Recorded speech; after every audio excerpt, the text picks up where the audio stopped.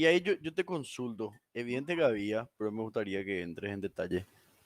Es una pregunta estúpida decir, ¿había persecución ideológica? Claro que había, pero vos podrías relatar más o menos cómo se trabajaba, algún caso particular que te acuerdes. Bueno, había dos estructuras fijas, uno que era la policía y otro que era el ejército. Cuando Pastor Coronel asumió la comandancia de investigaciones en la década de 1970, se acercó a los militares. Su comandante lo era un militar, era Brites Borges, Alcibiades Brites Borges. Y comenzaron a coordinar sus actividades de espionaje, uno que se intervenía teléfono, el otro infiltraba alguna institución, y así trabajaban. Entonces, cuando se enteraban a través del Paraguay o a través del trabajo de inteligencia que había, de que había alguien que se estaba reuniendo con sectores del exterior, por ejemplo, o que estaba introduciendo en el país material prohibido que tenía que ver con el comunismo, etcétera, etcétera, se le apresaba. Siempre había tortura, o sea, la tortura era fundamental. ¿Por qué? Porque con la tortura ellos iban armando la cadena, o sea, iban encontrando más culpables. El problema de la tortura era que muchos de estos jerarcas tenían también sus propios enemigos o tenían sus propios intereses y a veces hacía que se le culpe a un inocente, por ejemplo. Te voy a contar un caso muy emblemático y muy crudo. En el año 1982 ocurre el caso de secuestro extorsivo que más golpeó a la dictadura de Alfredo Stormer, que fue el caso de Luis Mario Palmieri, un chico del San José que fue secuestrado por un señor que se llamaba Reinaldo Chamorro Chávez. Reinaldo Chamorro Chávez, ¿por qué le secuestra a este muchacho? Por una cuestión de plata. El tipo era un jugador empedernido, ludópata, perdía mucho dinero, tenía una familia que mantener, tenía un trabajo fijo de funcionario público, no le alcanzaba. Y como él había incursionado en ese ámbito de gente con plata, entonces un día piensa cómo hacer dinero rápido y dice, le voy a secuestrar a este chico. Le secuestra, De manera lo, particular. lo mata, porque el chico ¿Qué? ya era grande. Sí, tenía 16 años, el chico quiso escapar, le agarra a Chamorro Chávez, le pega con algo en la cabeza y después lo ahorca con su cinto. Bueno, hasta ahí un secuestro con derivación fatal. Conmocionó a la sociedad paraguaya. Él escapa, se va a Argentina. Estamos hablando de 1982. En el año 1984 cae en Buenos Aires. Se lo extradita. Viene. Por supuesto, tortura, tortura, tortura. ¿Para qué era la tortura? Para que él le inculpe a un arquitecto. Había una comunidad homosexual, una especie, no digo una comunidad, seguramente se conocían, un ambiente como cualquier otro. Y supuestamente este arquitecto estaba metido en esa comunidad, tuvo problema con alguien muy, muy importante del primer anillo de Stroessner. Entonces, hace que Chamorro Chávez diga que el responsable ideológico del secuestro fue ese tipo, un arquitecto de apellido Fiore Canata. Vamos a ver todo lo que le jugaron a ese tipo. Le arrestaron, estuvo en Tacumbú, fue condenado por el asesinato, siendo inocente. 3 años estuvo en la cárcel. Salió y lo único que quería cuando salió es morir. A los 2 años murió de las secuelas de las torturas. O sea, le Es, reventaron. le reventaron. Ese es un caso emblemático de, sí, evidentemente había perseguidos por el tema político, o sea, enemigos políticos, pero también detrás había muchísima gente inocente que pagó simplemente porque un jerarca no te quería, o te echó ojo, o le echó ojo a tus bienes, porque eso también pasó mucho. Eso de acosarte constantemente, arrestarte constantemente hasta que vos no aguantes y te ibas del país. Y esa gente se quedaba después con tus bienes, se quedaba con tu auto, se quedaba con tu casa, tu terreno. O sea Y que eso pasó muchísimo. me da todo pirí Y porque me imagino. ese es, por eso es que la gente idealiza tanto algo, es por la falta de información. ¿Y por qué no tenemos la información? Porque nuestro sistema educativo no está preparado para que nosotros trabajemos con la memoria. No solamente con la memoria de la dictadura, la memoria de la guerra de la Triple Alianza, la memoria de por qué es que Paraguay se levantó y pudo ganar la guerra del Chaco, la memoria de la revolución del 47, la memoria de la dictadura. O sea, no trabajamos con la memoria y es como que nos desenchufamos por completo y pensamos, ah, no, antes estábamos mejor.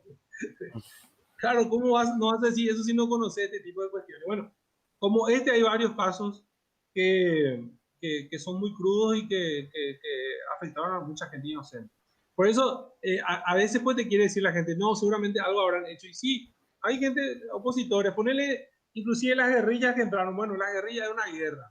Entra una guerrilla, te dispara, vos le disparás.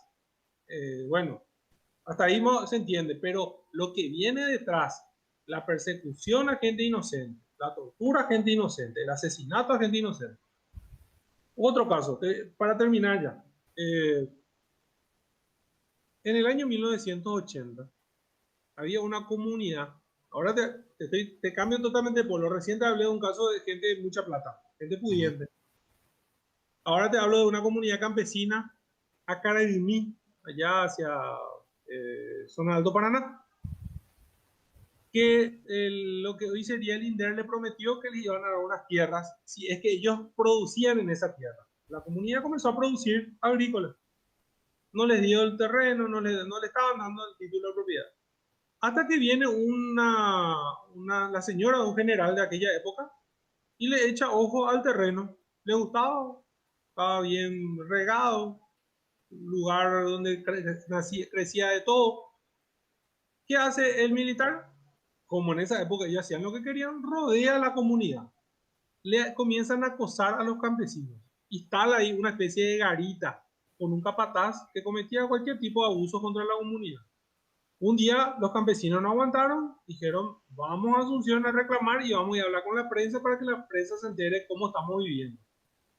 Tomaron la malísima decisión de secuestrar un colectivo. O sea, se subieron al colectivo y le dijeron al chofer, no pares hasta llegar a Asunción.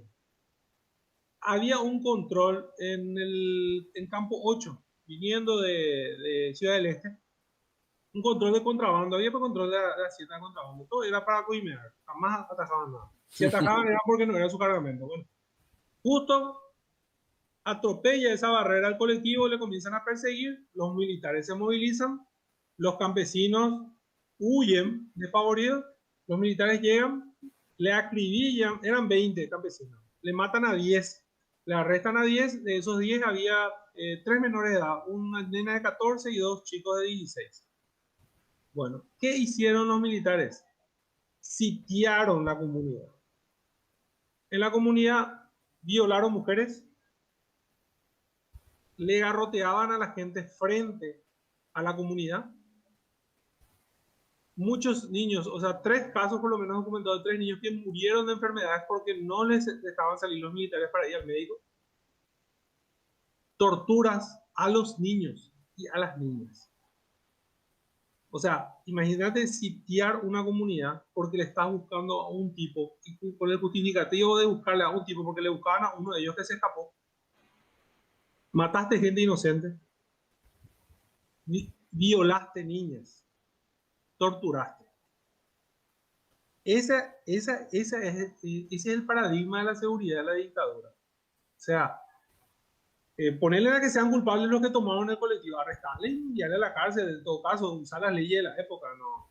Pues les mataron, entraron, fue al que le agarraban le mataban. A un caso similar, unos años atrás a ese, a un tipo le agarraron, le torturaron frente a su familia, o sea, le hicieron ver a su familia que le estaban torturando y después le degollaron. Y en el archivo dice que supuestamente el tipo era tan fanático que no se quiso hacer agarrar y que cuando estaba cerca, él mismo agarró su cuchillo y se cortó el cuello. Entonces, Qué bola, por esa favor. era la realidad de la dictadura. Y me imagino así, le escucho a gente. Una vez le vi a un joven pendejo, yo creo que ese tipo tenía la edad que yo tengo ahora, pues fue hace unos años, que creo que Santula le estaba entrevistando. El Ah, tipo, sí, sí, no sé por, era su apellido. por Era, Dios. él era, es el hijo de un ex general de la aviación. Sí, no sé, me acuerdo perfectamente porque salieron varias grabaciones. Él es un chico joven, creo que estaba en la Facultad de Derecho O sea, y defendiendo imagínate, y es por desconocimiento, o sea, por eso vos desde el momento, cuando alguien te quiere llevar a la discusión de luces y sombras, no hay luces y sombras sobre la tumba de nadie, o sea, le agarraste a un prójimo inocente y le mataste, y ahí no hay luces y sombras, se acabó luces y sombras. A partir de ahí es sombra. O sea, es lo que hay que tratar de educar. La educación se hace desde chico. Desde chico vos te enseñan a odiar, desde chico te pueden enseñar a querer o a amar, por usar un sinónimo. Entonces, tenemos que mejorar la educación. Terminamos como comenzamos. Hablamos de la educación de la historia. ¿Por qué es que hay gente como que sigue defendiendo eso? Como vos dijiste también, yo le entiendo a la gente que vieja, que por ahí, que vivió más de cerca eso y se sintió un poquito mejor en aquella época, pero a un joven yo no le voy a entender tampoco. Y pasa por lo que dijiste vos al principio, se enseña mal la historia.